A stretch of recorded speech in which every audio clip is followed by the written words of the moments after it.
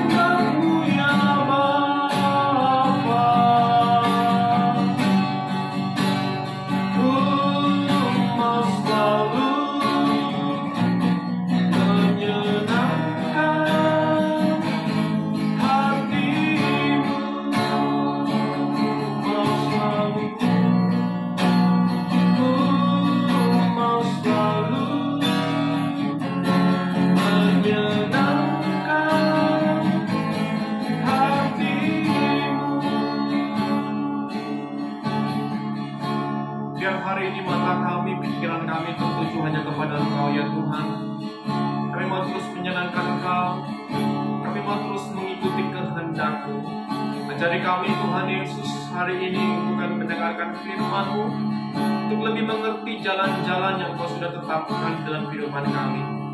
Kami percaya hari ini terjadi terobosan, terjadi pertobatan, terjadi kesembuhan, terjadi kelepasan, dan terjadi kemenangan di dalam nama Tuhan Yesus.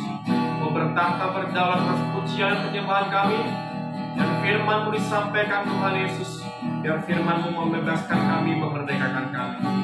Terima kasih Tuhan, bicara untuk setiap kami semuanya, urapi mulut bibir hamba-Mu, dalam nama Yesus Kristus. Haleluya. Amin.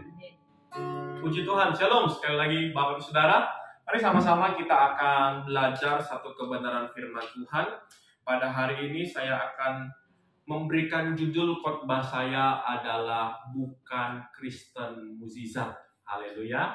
Bukankah hari-hari ini kita tahu bahwa banyak orang yang merindukan yang namanya sebuah mukjizat, ya, mukjizat kesembuhan, entah itu mukjizat ekonomi, entah itu mukjizat keturunan dan lain sebagainya. Banyak orang memerlukan kejadian yang heran, kejadian yang spektakuler terjadi di dalam kehidupan setiap orang. Nah, Bapak Saudara, beberapa hari yang lalu saya mengikuti sebuah program daripada suatu ibadah di beberapa komunitas gereja, dan saya melihat bahwa banyak orang hari-hari ini ingin didoakan karena sakitnya ingin sembuh dan ekonominya bisa pulih. Tapi saya melihat dari sebuah data yang mereka tampilkan, hanya mungkin beberapa orang dari ribuan orang yang mereka merindukan bagaimana roh mereka itu dikobarkan kembali, mereka itu kembali kepada cinta mula-mula mereka, dan mereka itu kembali kepada yang namanya sebuah keintiman dengan Tuhan. Nah, ini sangat menyedihkan sekali Bapak Ibu Saudara, bagaimana hari-hari ini yang kita kejar adalah mukjizat yang seolah-olah untuk kepentingan kita, ya kan? Nah, kita belajar hari ini bahwa saya sangat yakin dan percaya apapun yang terjadi dalam kehidupan saudara dan saya ada maksud dan rencana Tuhan. Mari sama-sama kita melihat satu kisah bagaimana Tuhan itu melakukan banyak mukjizat. Tapi ketika mukjizat itu terjadi, justru banyak orang yang tidak mengalami sebuah pertobatan, ya. Jadi banyak orang hari-hari ini mencintai mukjizat daripada mencintai pribadi Yesus. Sekali lagi saya katakan, banyak orang hari ini mencintai mukjizat daripada mencintai pribadi Yesus. Saya berharap, saya berdoa dengan saudara hari ini mendengarkan kebenaran firman Tuhan ini, kita mengejar esensi yaitu pribadi Yesus. Dan saya percaya firman Tuhan dengan jelas di dalam Matius 6 ayat 33, maka itu semuanya akan ditambahkan kepada saudara dan saya. Mari kita sama-sama buka satu ayat kebenaran firman Tuhan di dalam Matius 11 ayat 20. Matius 11 ayat 20 firman Tuhan berkata, lalu Yesus mulai mengecam kota-kota yang tidak bertobat, sekalipun di situ ia paling banyak melakukan mukjizatnya.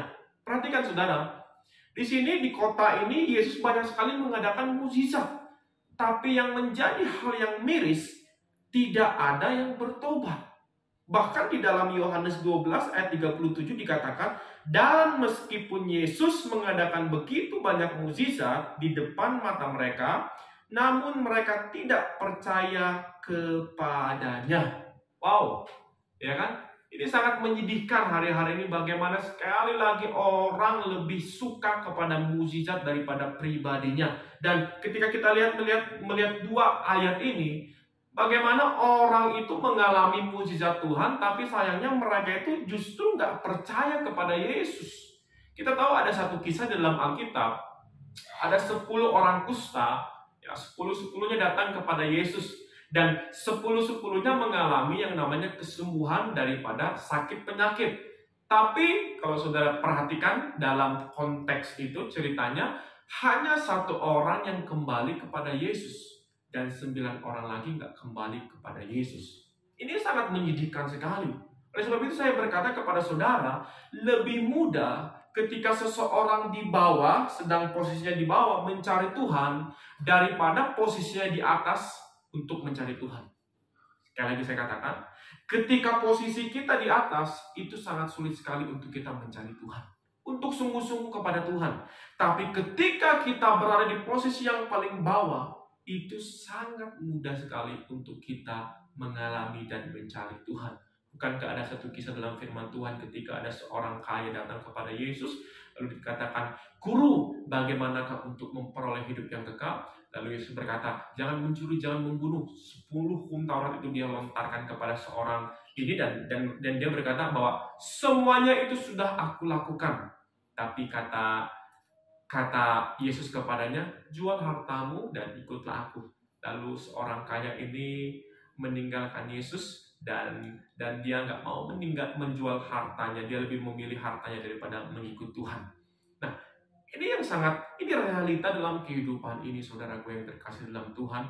Bagaimana hari ini orang itu lebih menyukai berkatnya daripada menyukai pribadinya. Haleluya, amin.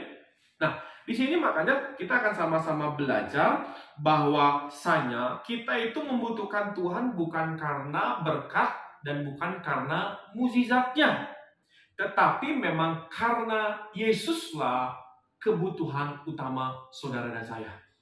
Jadi saudaraku yang terkasih dalam Tuhan, ketika kita datang kepada Yesus, ketika kita percaya kepada Yesus, kita itu bukan untuk mencari berkat, bukan untuk mencari yang namanya mukjizatnya, tapi karena Yesuslah yang menjadi kebutuhan kita. Amin. Ketika needs kebutuhan kita itu tercukupi, maka saya percaya hal-hal yang lain pun akan tercukupi. Bukankah ada satu lagu pujian berkata, "Christ is enough for me." Kristus cukup bagiku. Katakan amin, saudara. Nah, jadi Yesuslah satu-satunya kebutuhan kita. Tidak ada yang lain. Mukjizat itu bukan kebutuhan, saudara. Kita lihat banyak sekali, bahkan tadi ada 3 contoh di Alkitab, ya kan? Bahwa ketika dia mengalami mukjizat, justru dia semakin jauh sama Tuhan. Justru dia nggak lagi mengikut Tuhan. Amin.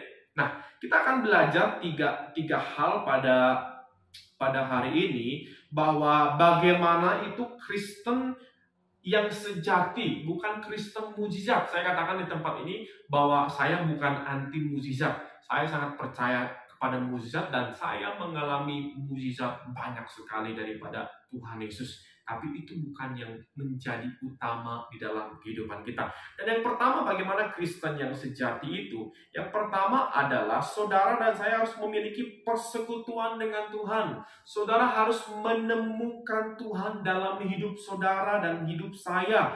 Ya kan? Saudara bukan hanya sekedar percaya kepada Tuhan, tapi bagaimana saudara dipercaya oleh Tuhan. Bukan hanya sekedar Tuhan menuntun, Tuhan menyertai hidupmu, tapi hidup kita juga menyertai kepada Tuhan Yesus.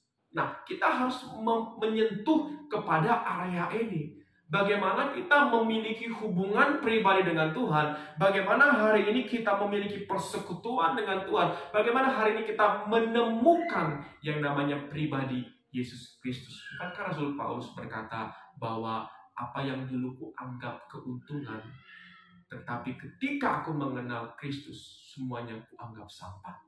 Ini menekankan bahwasanya Kristus adalah segala-galanya. Kristus adalah harta segala-galanya. Lebih daripada emas, lebih daripada perak. Jadi, Bapak Ibu Saudara yang terkasih dalam nama Tuhan Yesus, kita harus kembali kepada Kristen yang sejati. Kembali kepada kasih yang semula. Kembali kepada keintiman. Bapak Ibu Saudara mungkin hari ini agak jarang sekali mungkin keluarga-keluarga yang memiliki yang namanya mesbah doa keluarga.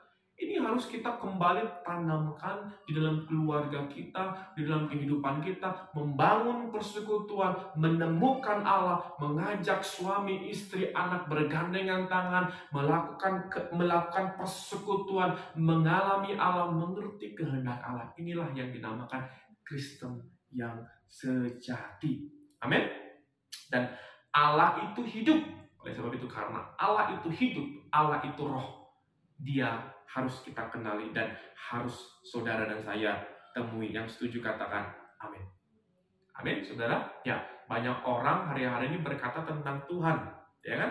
Berbicara tentang Tuhan, tapi dia belum tentu mengalami atau dia belum tentu punya persekutuan dengan Tuhan.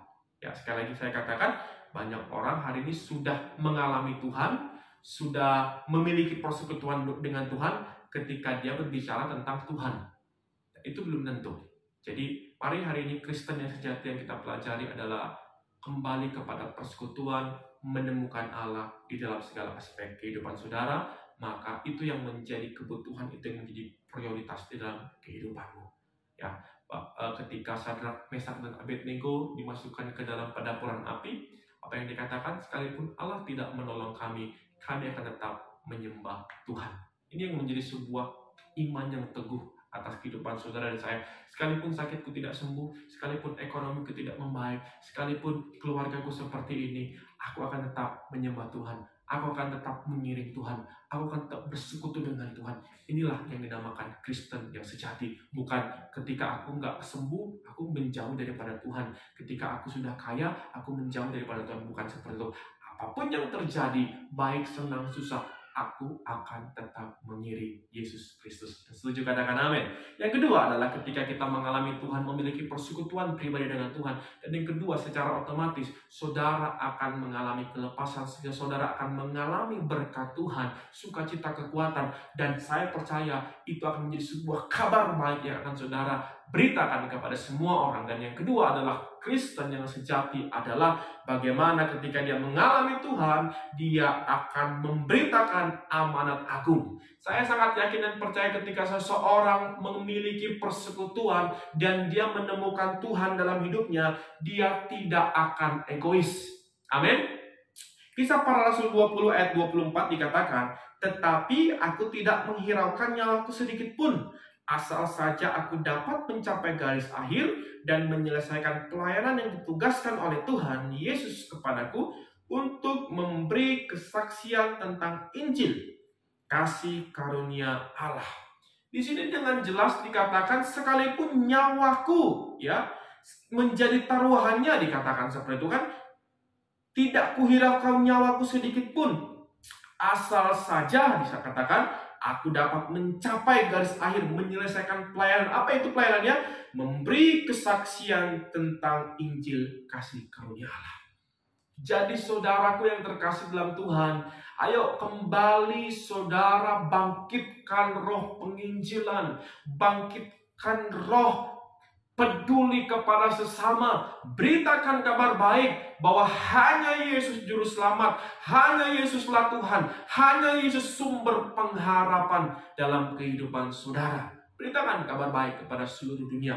Amin. Tidak ada jalan untuk kita menuju kepada kekekalan, hanya jalannya melalui pribadi Yesus. Tidak bisa dengan uang saudara, tidak bisa dengan intelektual saudara, tidak bisa dengan amal ibadah saudara untuk kita mencapai kepada hidup yang kekal. Hanya bisa kita peroleh melalui pribadi Yesus Kristus. Jadi yang kedua, ketika saudara mengalami Tuhan, memiliki persekutuan dengan Tuhan, maka saudara akan memberitakan amanat agung. Itu yang kedua daripada Kristen yang sejati. Dan yang ketiga, ketika kita sudah melakukan dua aspek ini, dan yang ketiga adalah kita harus bertekun. Hari ini banyak orang yang tidak bertekun. Apa sih itu bertekun? Bertekun adalah melakukan sesuatu dengan terus-menerus.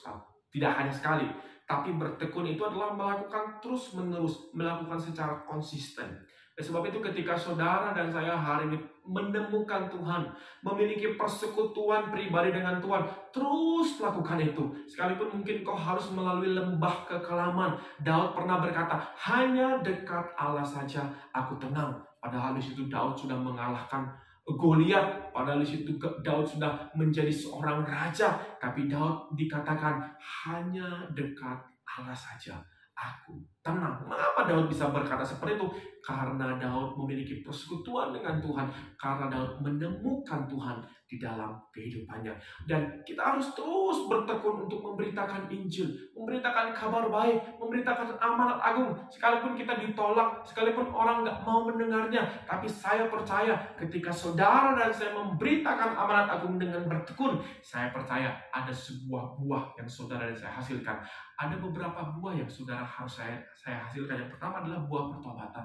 Nah, kita harus menghasilkan buah pertobatan dalam diri kita. Dan yang kedua adalah buah roh. kasih, sukacita, damai sejahtera, dan terakhir adalah penguasaan diri. Dan yang ketiga adalah buah jiwa-jiwa.